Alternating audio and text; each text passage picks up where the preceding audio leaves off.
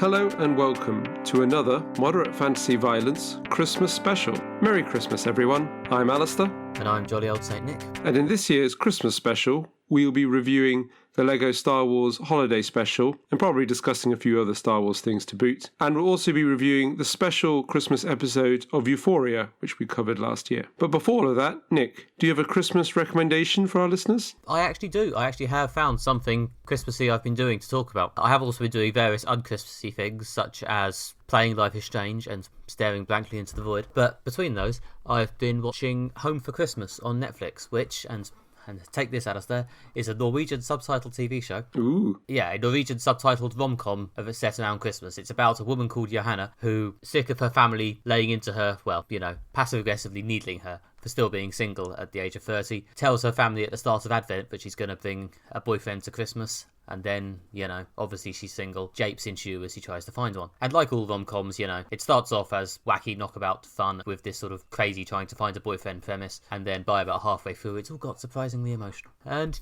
yeah, no, it's really good. It's really funny. It's really charming. She's got a whole cast of family and friends around her who are all have their own little storylines. And it's all quite cute. Yeah, the jokes are actually good. The embarrassing situations are, there's a few real chew on your fist moments, and yeah, in a lot of ways it does feel like a lot of the US rom-coms you might have seen, although it does have, maybe as a little bit of European flavour, there's slightly more sincere, frank sex chat than you might be used to in the average American rom-com. But that aside, yes, it's a good old-fashioned bit of rom-com fun for Christmas. The first season came out last year, and I missed it entirely, to be honest. Didn't hear of it at all, but it seems to have picked up traction at some point, and yeah, I heard some buzz going around coming up to the release of the second series, whatever, which came out yesterday, and so we came through the whole thing. It's only 6 half-hour episodes, because, this sort of thing doesn't need to be 13 hours long. So yeah, Home for Christmas on Netflix. If you're up for a bit of sincerely jolly, uplifting Christmas rom-com fun, and you're down with subtitles, well, I think there is also a dubbed version, to be fair, which I haven't watched. But yeah, if you're up for some Norwegian Christmas rom-com fun, this is good. Get on it. Sounds excellent. Yeah, I'm glad they realised that, it doesn't need to be hugely long. It can just be sort of, like 6 half-hour episodes. Yeah, I mean, this is not really a criticism, but it's got an aggressively Netflix sense in which the episodes are divided. In quite a lot of times, there's not really a cliffhanger or an ending. They just sort of stop, which is the way things are, I guess. I'd still rather they put it out as 6 episodes than a 3-hour movie. No, that makes sense. And so this is the second series. So it's the second series, the next Christmas? Yeah, basically. There's a time jump about what she's been doing since the previous Christmas. And then, funnily enough, the plot just happens to slow down and become dramatic again around the beginning of Advent. At some point, this woman would probably just start hibernating through Christmas, to be honest. Yeah, that's when all her major life things seem to happen. That's when all the horrible, embarrassing rom-com stuff happens to her, yeah. Like,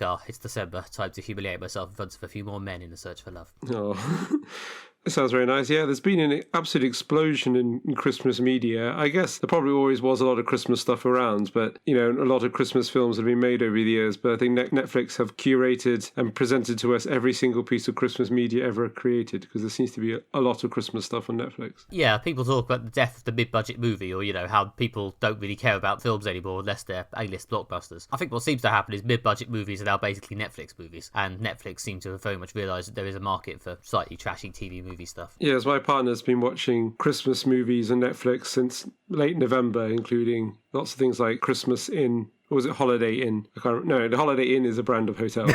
It's Christmas. That doesn't mean they can't make a Christmas movie. If KFC could make a romance, then Holiday Inn could make a Christmas movie. Oh dear! Just to pause for a second and address the fact that KFC have made a romance film. I mean, we were discussing before some of the fake Star Wars shows that people have been circulating. For a moment I did think that KFC film was fake because the amount of people who made up Star Wars shows that were plausible, but that KFC thing is real, despite the fact it's not plausible. Yes, it's true. You can Google it if you want, listeners. It's called A Recipe for Seduction. Although if you just Google KFC romance movie, you'll find it. Yeah, I think at some point, someone at the pantheon of KFC marketing execs decided that fuckable Colonel Sanders is something they're doing. So they've done a romance movie. They did a game, I think, where you could try and date Colonel Sanders. I forget what it was called. It was possibly just called A Date with the Colonel. It was called I Love You, Colonel Sanders. There you go. So, yeah, as I say, we're all hot for Colonel Sanders at this point. I mean, 2020 has been a difficult year for many of us, so... Yeah. Yeah, I do still find the new design of Colonel Sanders, in which he's got the white hair and the old man moustache goatee, except he's a young, hot guy in his early 20s. A bit weird, but it seems to be working for them, I guess. So, Well done, guys.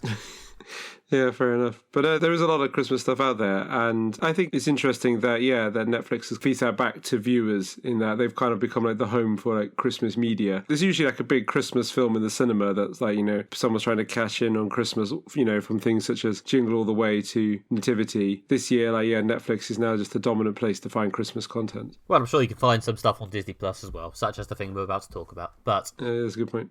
But yeah, Netflix does seem to very much have the view that, they want to bring back the mid-budget, trashy Christmas film. There was 2 films in the Christmas Prince series starring the lead actress from iZombie, which I'm not going to say it looked good, but it looked very much like the sort of thing you might want to watch at Christmas. Yeah, my partner has watched those. I've seen them being on, yeah. They're part of kind of, I guess, the Christmas experience. But I guess one of the good things also about Netflix is they do have an excellent range of non-English language content, which is great. And whereas before, I think a show like this would have struggled to find an audience because it seemed to be a thing that like the best foreign language TV shows would get shown on networks over here. So like The Killing would break through because it was very well received, but something that's maybe a bit more niche wouldn't obviously get network play because there's a much smaller pool of content that gets out of the networks. But obviously Netflix can kind of just collate everything and kind of find, here's all the people who just really want Christmas media. We could send them like Norwegian Christmas stuff as well, which means it's got a bigger audience to reach. Well, yeah, and if you can get people past it's in Norwegian stumbling block, then it's pretty mainstream, it's a fairly straight rom-com. So, if they can get people to watch it, I think there's a decent chance they'll like it. Glad to see Netflix using their power for good, I suppose. Yeah. That sounds good. We've got a lot of time off over Christmas. This might be something to watch. Yeah, I imagine your partner might enjoy the old Home for Christmas show if she's down with Norwegian subtitles. Well, English subtitles over, or whatever, you know what I mean.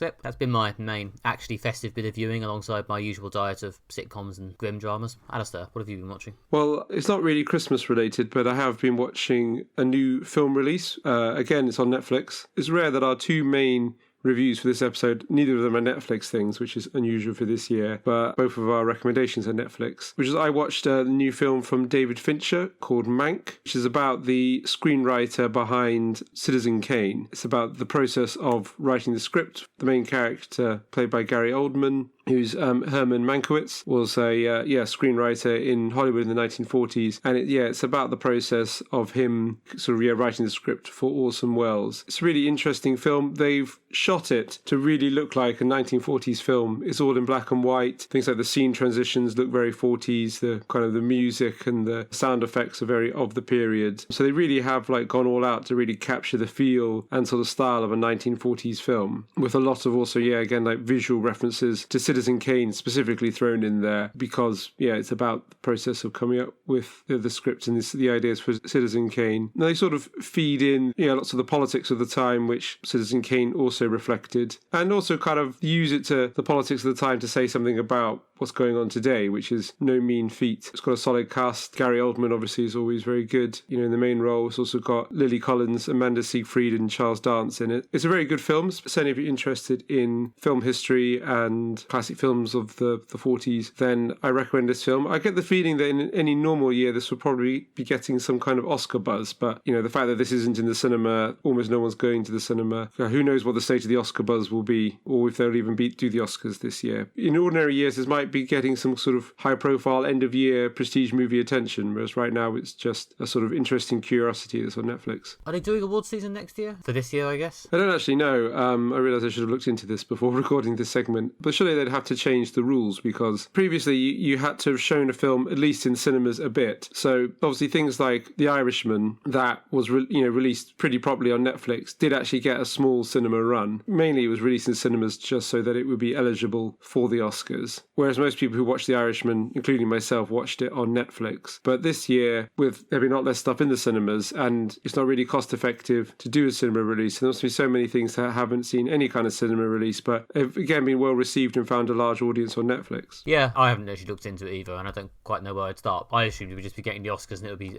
endless streaming films competing against each other, but I might be wrong. One thing a quick Google has actually revealed is that Mank is showing in a few cinemas, so it does seem to have some kind of cinema release. I assume, again, that's probably because they thought this film might be a good one for the Oscars, so they wanted to make sure it had some kind of cinema release to be eligible. Yeah, I've seen a lot of competing opinions on this, to be honest. It's a film that seems to have inspired pretty much everything from I loved it to I hated it to yeah, it's fine. I genuinely have yet to fully absorb a critical consensus. I really liked it. It's an odd film. It's very stylized. It's very much trying to evoke a specific period, not only in American history but also in film history. It's got a great cast. There are a few hammy moments which have been rinsed on Twitter. It'd be interesting when we do our best films of the year if this one will make the cut. It's certainly interesting and worth watching, and if, like me, you've got a lot of time off over Christmas and are looking for stuff to watch, I would recommend checking it out. Yeah, no, it's one thing I did actually intend to do is maybe watch a few 2020 films between now and whenever we do our end of the year episode, just to see if I might actually want to like any of them. Because I think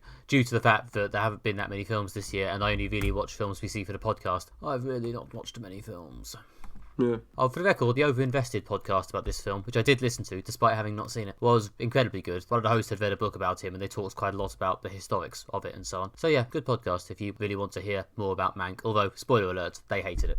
So, not ultimately a positive experience for the film, but it is a very interesting podcast. It's also attracted some attention because the screenplay was written by David Fincher's father, Jack Fincher, and I think he died between writing the screenplay and the film coming out, which is something I know that's sort of adding to the infamy of this film. And David Fincher's a great director. He's done a lot of good stuff. He's not done a film in quite a while. I think the last film he did was the adaptation of Gone Girl, although he has, I think, been doing that series Mindhunter for Netflix. He was leading on that instead of making films, but this is definitely a return to doing interesting films. Yeah, Mindhunter was meant to be good. I never watched it. Anyway. Who knows what the state of the Oscar buzz would be this year, and also we have form for making predictions about what films might be hot Oscar films, and those predictions failing to come true, notably Silence, which we thought was going to be a big Oscar film and made almost no impact. But yeah, if you want to get a head start on what might be the most talked about films of early February next year when the Oscars go ahead, if they go ahead, I can recommend getting stuck into Mank. It's the sort of thing that usually does well at the Oscars. Hollywood loves films about Hollywood history. Netflix have just also released Chadwick Boseman's last performance, haven't they, in Mulvaney's Black Bottom? Yeah, that's on our watch list over Christmas. Yeah, I think I've seen some Oscar chat about that, either for the film or posthumously for Boseman. Yeah, that would be an interesting one to watch. I watched recently that 21 Bridges,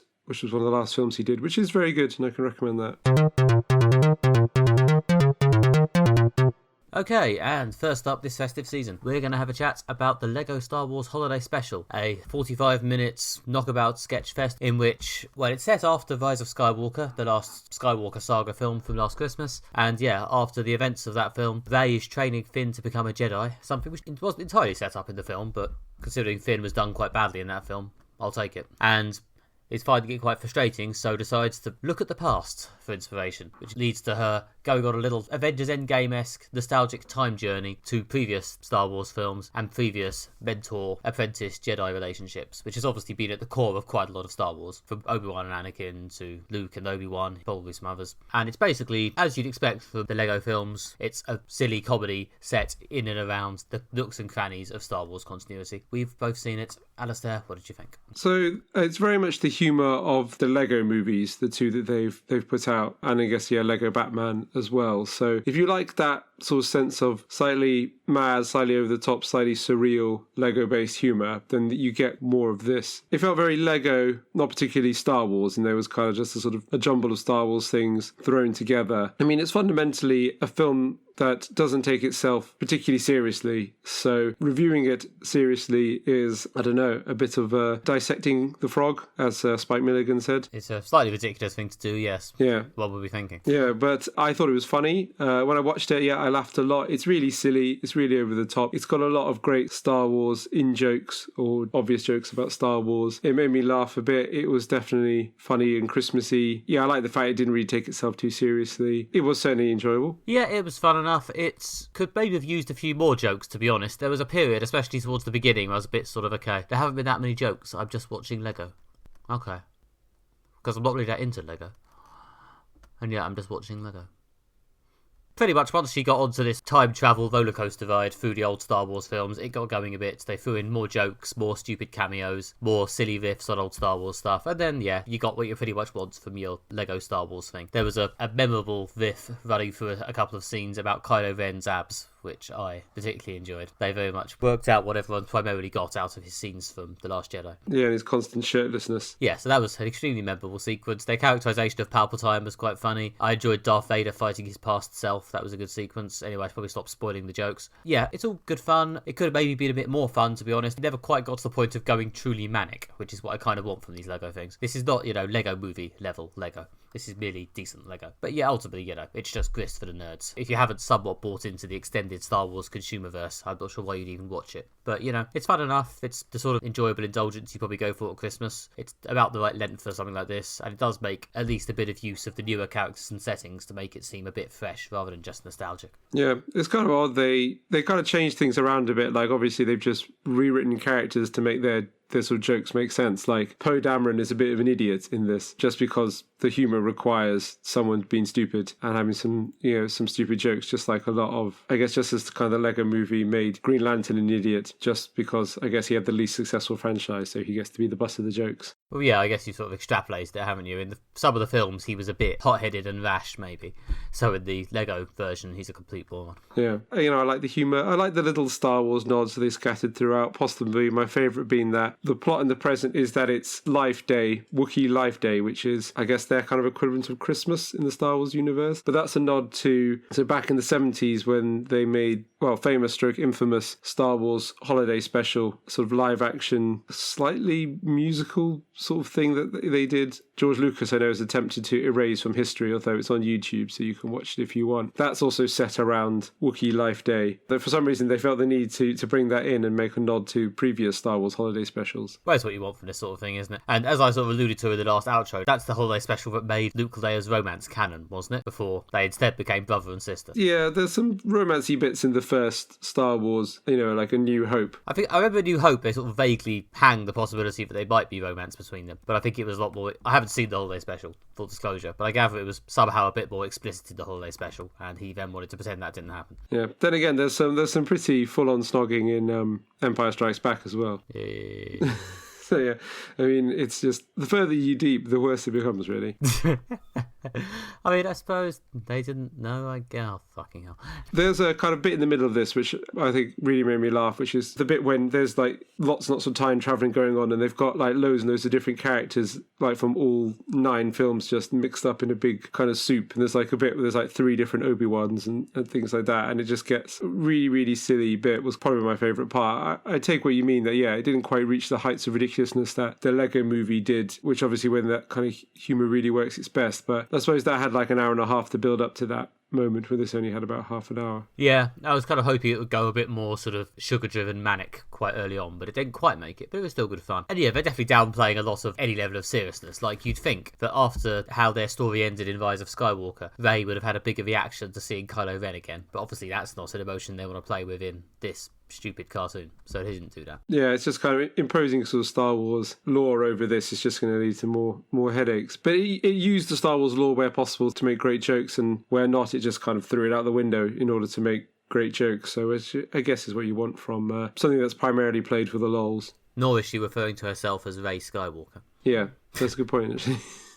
Although also the voice actor playing Rey didn't quite sound like Daisy Ridley to me. Yeah, the voice was a little bit off, but I guess it's a hard voice to do. I think aside from Kelly Marie Tran playing Rose Tico, and I think C-3PO is the original guy, they didn't get that many of the originals. No, they didn't. I think Billy Dean Williams did Lando, I think, as well. Oh, okay. But yeah, there was not a huge amounts of returning people. But yeah, again, I'm not really here for authenticity. It was fine. It was fun. It could have been a bit more, as I say, silly and manic. But yeah, if you want 47 minutes of trashy Star Wars Christmas fun, it's available. It's definitely probably a good thing to put on Christmas Day or something like that, or Boxing Day, when everyone's kind of a bit sozzled, and it'll probably entertain the whole family. It's not the sort of thing people can get angry about unless you're really, really mad about Star Wars. Unless you're one of the people who's angry about Star Wars to the extent that just the sight of Rose Tico makes you fly off in a rant. Yeah, I mean, to be fair, if you do want an acid test for people who have gone beyond sense with their Star Wars rage, if you show them this and it makes them angry, then they probably probably left planet Earth behind. I mean, my partner, who is a big fan of Star Wars, like a much bigger, like pure childhood fan than I was. It was very much her thing as a child. I was reading Spider-Man, she was watching Star Wars, and she really liked this. She, I think, got a lot more like pure childhood glee out of it than I did, to be honest. So yes, if you are in that demographic, and yes, this is probably worth a festive watch.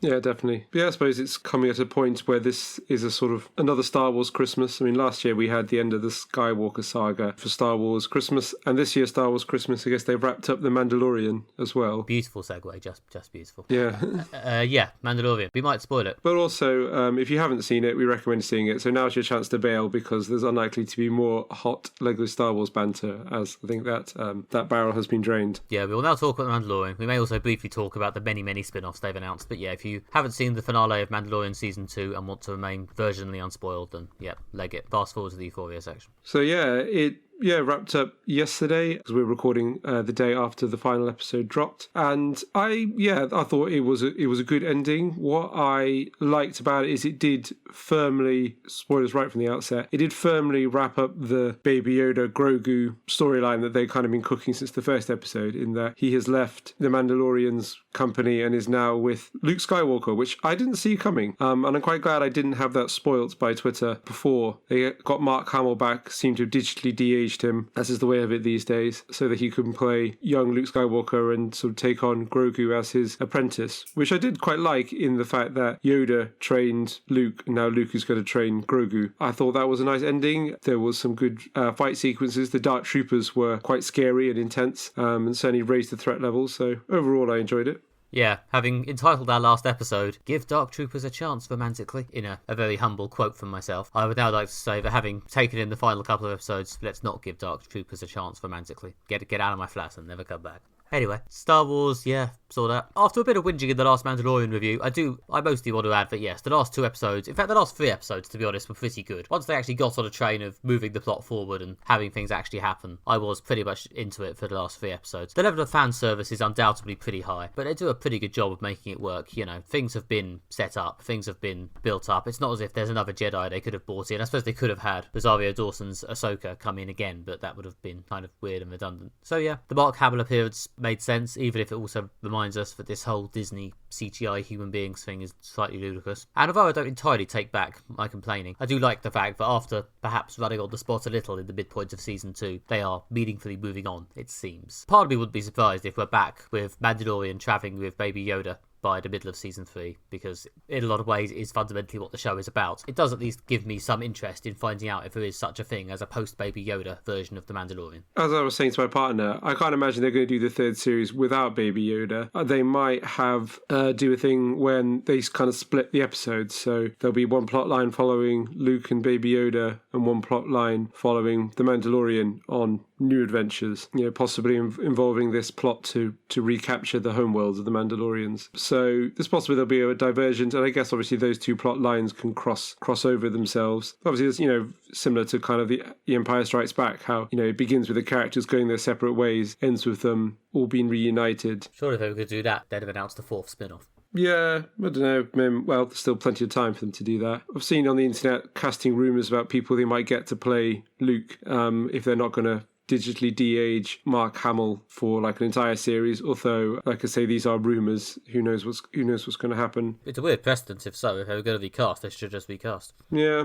this is just pure speculation from my part. I can imagine that they'll keep doing Baby Yoda in The Mandalorian, as it's something the show is known for. They'll just find a way to have them separate for a bit. Maybe he'll come back as Teen Yoda after a time jump. Yeah, similar to Teen Groot. Groot, yeah. Be moody and non-communicative. I mean, we both sort of expressed reluctance or a sort of a general sense with the last series that, as much as I enjoy The Mandalorian goes to a place, sorts out a thing, gets a thing, goes to another place, continue. There's a point when you can only really do that so much before it becomes like painfully formulaic, and the show has to move forward. And the plot moved forward in these final episodes. It did break away from the kind of rut it seemed to, well, not be stuck in, but the rut it was in danger of getting stuck in. And yeah, they definitely, this is a development. There are some other things they threw out in the final episode, such as, this plot to retake Mandalore, and they introduced this thing called the Black Saber, which can only be won by combat. The other badass Mandalorian leader, played by Katie Sarkoff, wants it.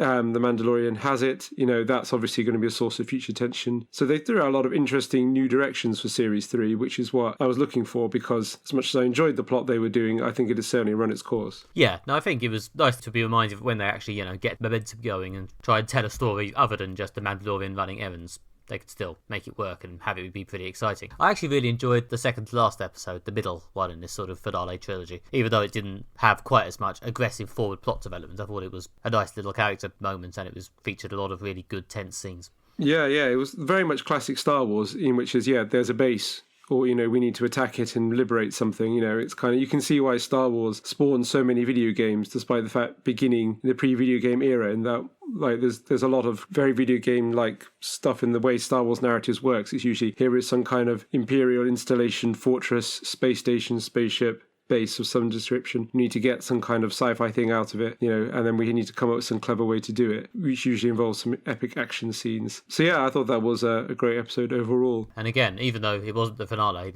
I think that the action sequence on top of that truck in the penultimate episode was probably the best one of the season. For me, that was probably the action highlight of the year. Yeah, very, very tense. And it was interesting also a scene when it was actually a relief when stormtroopers storm in at the end and relieve them. That whole sequence, and then when they're in the base and they kind of have to stay sort of cool under pressure when they're surrounded by Imperials. Again, very, very tense episode. Interesting build-up. Some surprises. In that, I didn't expect it would be the Imperial defector they liberated be the one who loses his cool and starts shooting people instead of the Mandalorian. So that was, again, an interesting twist. Also, randomly, there's a bit when they mentioned filing TPS forms, which is a reference to Office Space. I don't know why they decided to put in a reference to Office Space. The Mike Judd fan in me appreciated that. I think TPS forms have kind of just become on the internet a general catch-all expression for pointless paperwork, but it was nice to get that mentioned. Good to have another mention of routine admin on the Mandalorian. It's an important part of the show. So yeah, for what it's worth, I mostly wanted to chip this in because yes, I enjoyed the last few episodes. I thought it was a big step up, having whinged a bit about the previous ones. Fair enough. Good ending show. Well done. Yeah, I'm definitely excited for a third season. I mean, does it spend quite a lot of time setting up spin-offs this year? Maybe. Yeah, I mean, it's one of the things that I'm almost kind of getting tired of in the current wave of sort of, franchise filmmaking and TV, which is that if a TV show throws up an interesting thing, something to come back to, in the past you'd be like, ooh, I'm interested to when they dig that up in the next series. But no, it won't be dug up in the next series. It'll be dug up in a separate spin-off. Well, yeah, I mean, I think I pretty much... Yeah, I said in the last episode, I wonder if the thread they threatened about Ahsoka tracking down Admiral Thrawn is a thread for a later season of Mandalorian or the later Ahsoka spin-off. And well, since the last episode, Disney had their investors call shareholders meeting thing and confirmed that it is in fact a tease for an actual Ahsoka series. So fair enough, I was right. Well done, me. Yeah, excellent predictions there. I hadn't quite predicted the other two spin-offs, but Yeah, they've announced there's going to be 6 or 7 shows. They've announced 7 new live-action shows, a mere 3 of which are direct spin-offs from The Mandalorian, and the other 4 of which are not. Yeah. So that's nice. Well, to split hairs, they confirmed production on 2 that they had already announced, and announced 5 more new ones. I mean, maybe they will all be good, but it's I was just getting back to the point when I was pleased that, the main Star Wars thing was good, and everyone was liking it, and, at least there was peace and calm in the galaxy as during a brief period of unity. Inevitably, this is just going to lead to more arguing on the internet, isn't it? I mean, I think we're probably headed for the vague plan that there's basically at least one episode of a new Marvel and or Star Wars thing on Disney Plus every week unto death in order to keep people subscribing. Which I find it more annoying when Star Wars does it. It could be because I, as hinted earlier, am more of a Marvel fan than a Star Wars fan. But I just always feel like the Marvel stuff at least has the illusion of variety a bit more, whereas all Star Wars stuff just feels Star Warsy. You're just making more of the same thing with a different lead character. I mean, if you think of the stylistic differences between, say, Jessica Jones and Iron Fist, or even say Jessica Jones and Guardians of the Galaxy. Yeah, or Iron Man and Doctor Strange. I mean, people criticize Marvel for being tonally formulaic, and especially when I talk to people who aren't as bigger cinema goers or Marvel fans or sci-fi fans or whatever you want to call it as me, kind of say these Marvel films are all kind of the same, aren't they? And when you go well, the humor in Thor Ragnarok is a bit more slapstick than the sarcastic backhanding humor of Iron Man, people just just look at you and go like, yeah, but that's the same. I mean, that's the bit. I'm not sure if I'm splitting hairs. I'm not sure if it's just because I like one and am more ambivalent about the other. Yeah, but you are right that this will seem very Star Warsy. You know, if the problem is lack of tonal diversity and lack of content diversity, you know, within the Disney franchises, this really isn't going to help. Which one of these is supposed to be the funny one, for example? I don't know. I mean, to be fair, you know, this is the Disney competence machine. There's a part of me that thinks that, well, they'll come out and it turns out they would have found a way to diversify it sufficiently to make it seem different enough. You know, that Taika Waititi movie they've announced will probably be interesting, or at least you'd hope it will. They've got a new show, what is it, The Acolytes, being made by the creator of Russian Doll, Deborah Chow. That's hopefully going to be interesting. You know, there's enough stuff here to make me think, most of this I'll probably give a chance. As I say, my partner, big Star Wars fan, so I suspect she'll probably want to watch at least one season of most of these things. Yeah, I mean, at the end of The Mandalorian, there was a brief teaser for the Book of Boba Fett, which obviously they're setting up, and I did sit there thinking like, well, I'm definitely watching that. I mean, there's no way I'm not watching it. You know, I reserve the right to slag it off on my podcast if it's not good.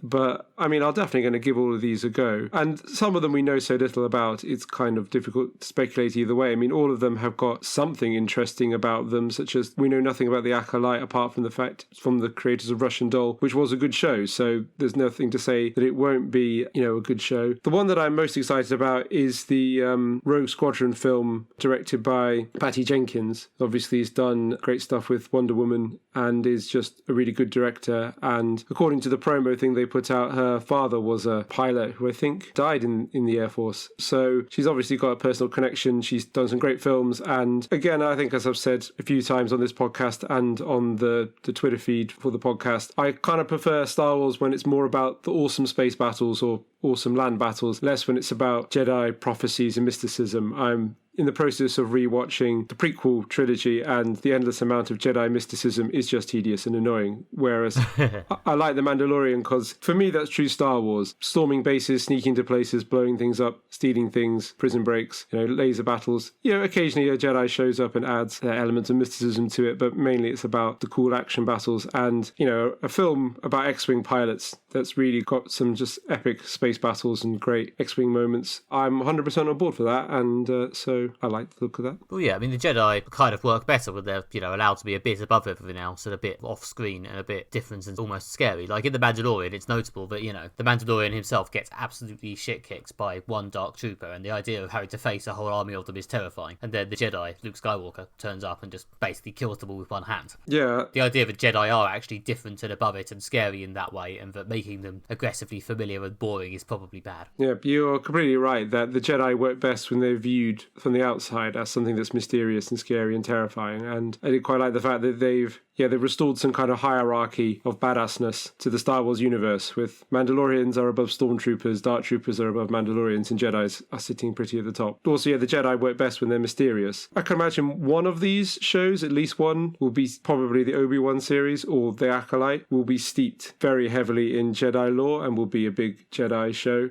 If they're doing one that's all about the space battles, and if they're doing one that's all about the criminal underworld side of Star Wars, they'll be doing one that's all about the Jedi mystic side of Star Wars. But I guess we'll reserve judgment until it actually comes out. Just because the prequel trilogies do Jedi lore badly doesn't mean it can't be done well. I think what a lot of people kind of liked about The Mandalorian is that it was endearingly straightforward. It wasn't particularly lofty and pretentious. It didn't bag on about the fate of everything hangs on this. It was just about a dude and his baby Yoda.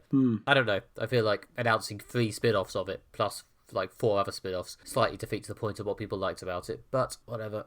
We'll wait and see. It's not as if we have to care about these things till 2022 or something. Well, I don't know when they'll be coming out, if they'll even all be released at the same time. I mean, like, as I say, I assume it'll be spread out so there's like 1 episode a week, gently trickling through. Like when one finishes, another begins, like a Hydra. Something like that. Like, that seems to be what they're doing with Marvel. Like, you know, WandaVision starts in about a month. Basically, as soon as it finishes, or within about 2 weeks of it finishing, Falcon Winter Soldier starts. Yeah. So, I guess similar thing for Star Wars. Because with the Netflix Marvel shows, they didn't necessarily do a series a year. Like, you pretty much got a Daredevil series a year, but you got Luke Cage or Jessica Jones every other year or something like that. So, I don't know. Some of them might be like that. What I'm kind of hoping is that some of these will not be, you know, endless ongoing concerns. They'll just be like contained miniseries. I'm not necessarily expecting there to be multiple seasons of WandaVision. It doesn't seem like something they need to do years and years of. I'm hoping some of these will just be, you know, limited series, contained stories, rather than all 7 of these being endless things that are going to rumble on forever. I guess what it'll probably end up being is that the ones that are popular will rumble on. The ones that are less popular will be reclassified as limited series. Yes, we intended to only do one series of that. Possibly, but I hope that they'll have the sense to make some of them actually self-contained. Yeah, but I mean, this might, again, the Book of Boba Fett could easily just be a one-off 8-episode miniseries, for example, or it could just be the beginning of like a whole new franchise. I mean, who knows? I'm definitely going to watch them because I'm a massive Star Wars fan. Again, that was a big part of my childhood. And, obviously the TV format works well for Star Wars. The Mandalorian shows it can work. And as you say, the Disney competence machine, any of these are unlikely to be offensively bad. I mean, Star Wars has been a bit more wobbly in the competence than Marvel have. Star Wars have produced more things that have not worked or have been generally seen as failures, or at least a higher percentage of their output has been seen as a bit wobbly, even since Disney took them over. So I'm not necessarily counting on all of these being amazing. I don't know, depending on how all in my partner is feeling on these and, whether we're covering them on the podcast. I don't know if I'm necessarily going to consume all of these, but we'll see what happens. I think the thing with Marvel, though, is that what Disney have done is that where Disney have felt it necessary, they have discarded aspects of the comics or whatever, or basically decided that the average mainstream cinema goer probably doesn't care about super faithfulness to the comics. So they've hammered it into the necessary shape to fit a good film or a good TV show. So they've just kind of been like, right, we'll just change this, we'll move this around just so that to make it work. For example, like ditching the idea that Thanos is in love with death and coming up with something else that was probably, believable to a mainstream cinema audience. And the thing with these Star Wars things is because, with the Skywalker thing, the Skywalker saga, they had to make it fit into this kind of preset shape that everyone knew and kind of wanted from a Star Wars film and that George Lucas had laid out. Whereas most of these shows, other than just being in the Star Wars universe, are entirely new creations. So they have that flexibility to be changed to shape what we want and kind of expect from a current TV show. So hopefully that means they can just change it to be good. I mean, I kind of feel like, a lot of the problems with Star Wars stuff sometimes is that, how much can you really extrapolate from this one trilogy of films? I mean, the answer appears to be quite a lot, but it sometimes feels like a bit of a stretch. Whereas at least, the source material for the Marvel films is thousands upon thousands, literally thousands and thousands of individual stories. All the Star Wars stuff is extrapolated from like 3. I think you're absolutely spot on there. That's what's given them the flexibility to make good films out of lesser known Marvel properties like, Guardians of the Galaxy or Doctor Strange, because they've got that diversity to draw on to make it be what it needs to be for the film to work. Again, Star Wars is much more limited. There's only really one way to do Star Wars until really The Mandalorian. The only way that people did Star Wars that worked was the original George Lucas trilogy. Everything else people didn't like. And obviously there's video games and novels and stuff that people like. And a lot of this stuff, I guess, will be drawing on the wider Star Wars universe that, has a greater diversity of stories in it. I mean, it'll be interesting. It's an interesting time in the geek reviewing sphere in the future. It is. It's going to be interesting to see if it's fun or just tiring. I suspect probably a bit of both. Tune in next year or possibly the year after that to find out. To listen to us review 8 Star Wars TV shows and 2 films.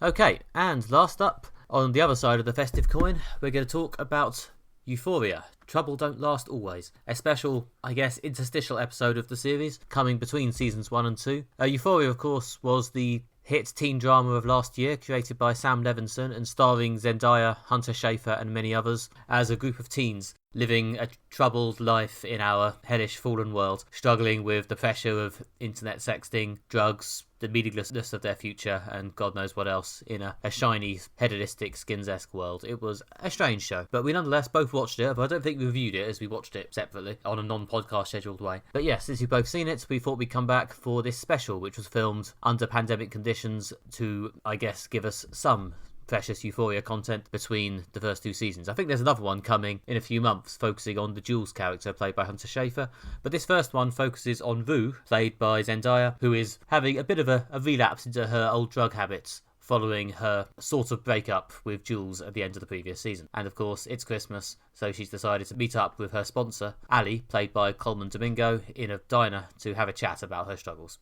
Alistair, what did you think of this? So I found this to be quite a gripping and sort of intense experience. It really was quite emotionally powerful, and just sort of captivating. It held my attention as a TV show despite the fact it takes place in just one location and not a lot happens apart from the two characters talk, but it still is completely captivating despite the limitations of one location and basically two characters. So there's a little bits with some other people, but pretty much just two characters. As I watched it, it made me think it was more like the experience of watching a play, sort of a two-person play, and that it's just all dialogue back and forth. And then that made me think it sort of kind of reminds me of the time The West Wing decided to do a play as an episode, their Isaac and Ishmael episode, in that this is an episode outside the normal sequence of events or normal sequence of episodes, takes place in a confined space, doesn't really push the plot forwards, but it does dig into characters and the sort of debates the show's exploring as well. It was really, really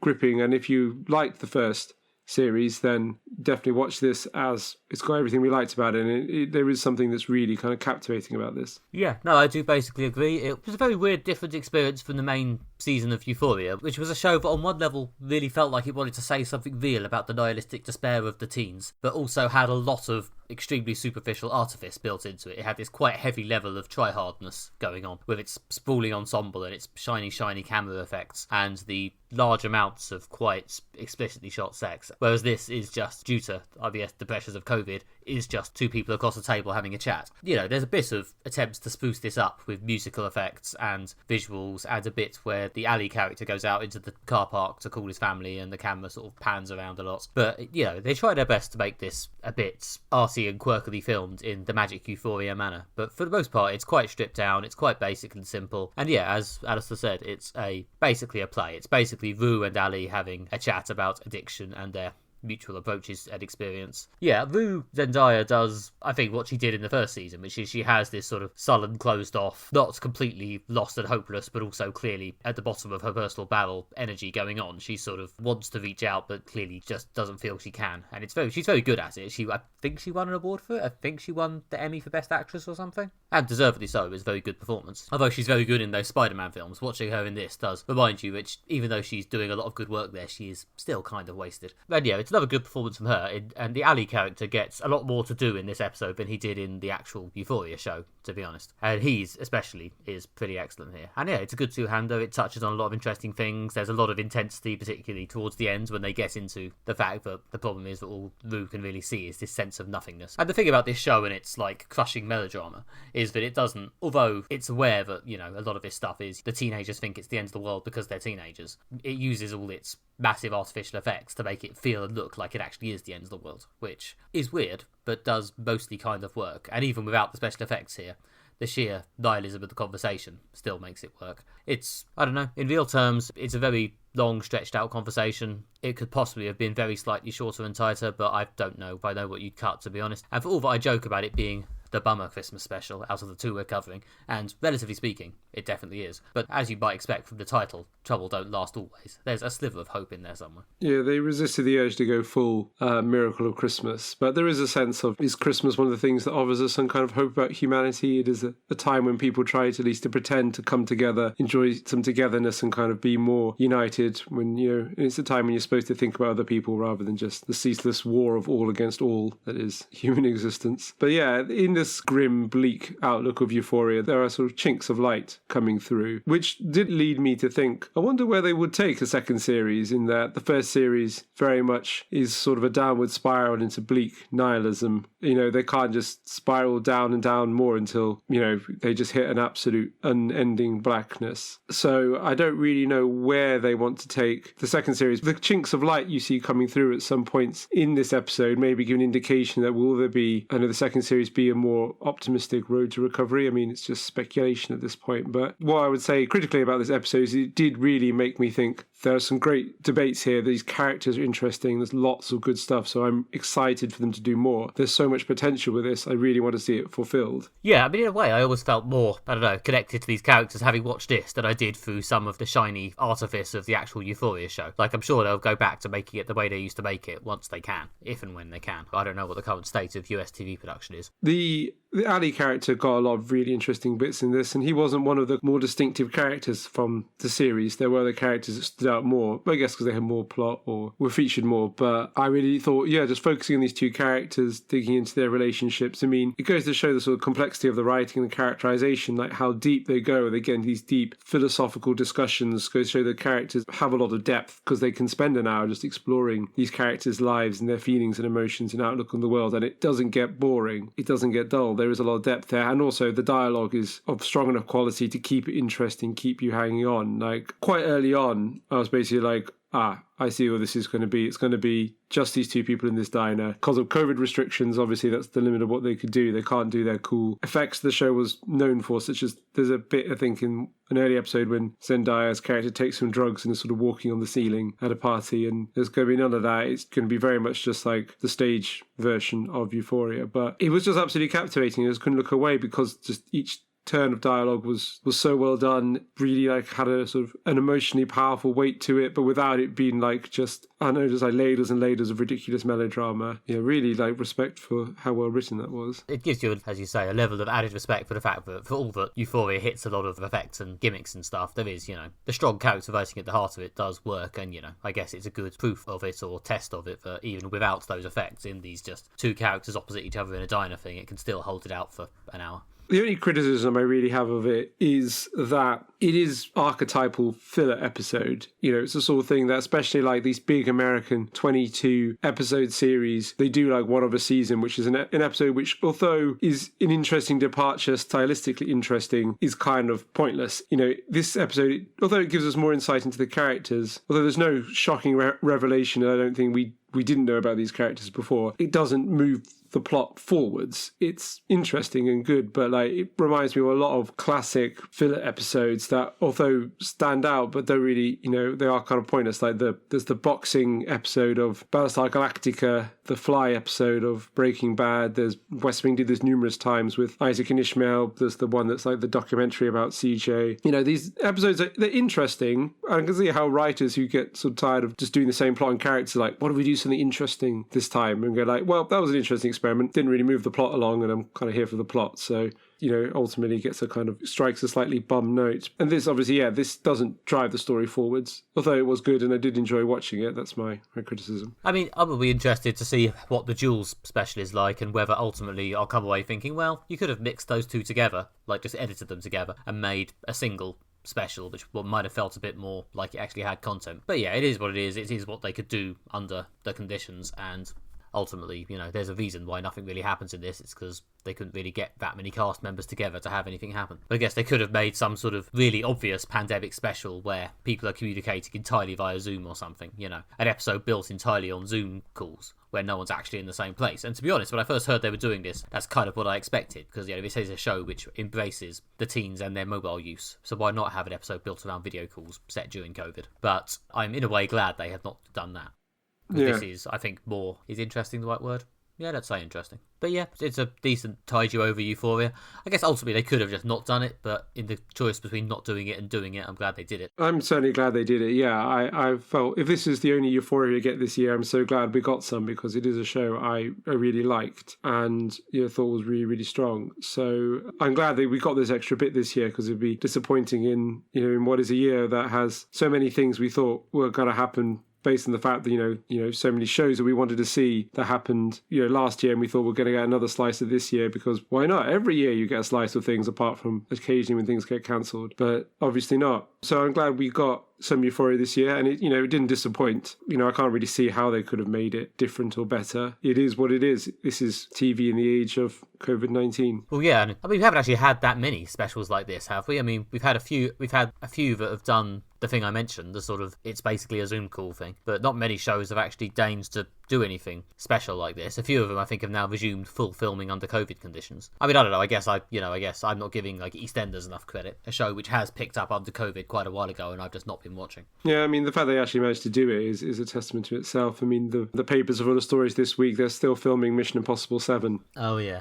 And Tom Cruise apparently has lost it on set with people not taking COVID filming restrictions seriously. So yeah, I mean, that's what life's like working in the age of COVID. Yeah. But if we get some Euphoria, and I'm glad they didn't, try to force ahead and deliver a whole series that wouldn't be good under filming conditions if they were basically like, look, we can't do a whole series without our cool camera tricks and stylistic tweaks, and they can't do this safely, so we're just not going to do it. We'll deliver what we can that meets the standard we want, and we'll just have to wait, and hopefully things will get better, and then you can get more longer episodes and longer series with the full standard later. I mean, I respect them for having the artistic integrity to do that. Well, yeah, and I'm assuming in order to do this safely that at least the main actors and crew had to basically quarantine themselves for a week or two beforehand, which is, commitment to making an hour or so of TV. Yeah, and there's, the fact they shot in a diner means they probably, and you can use camera effects so that people can be sat further away and look closer together, and you can sort of shoot over someone's shoulder where the other actor doesn't have to be there and things like that. So, it strikes me as this is kind of, will serve as a sort of a record of what TV was like in the age of COVID, in that, this is the sort of thing that was possible.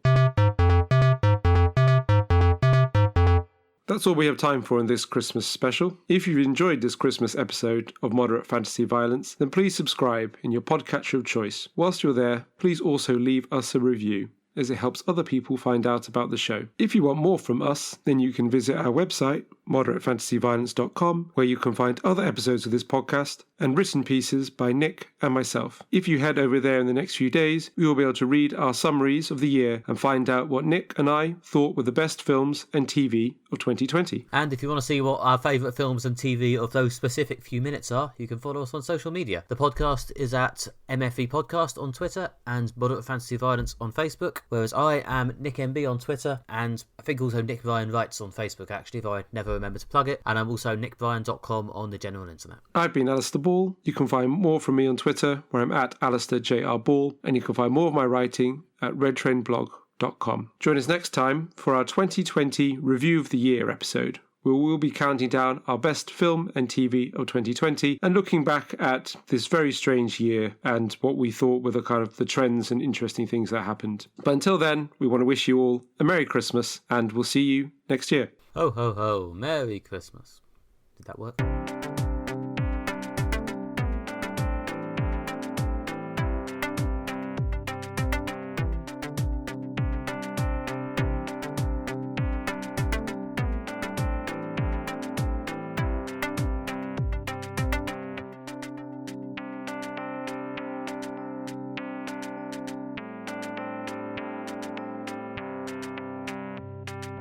that work?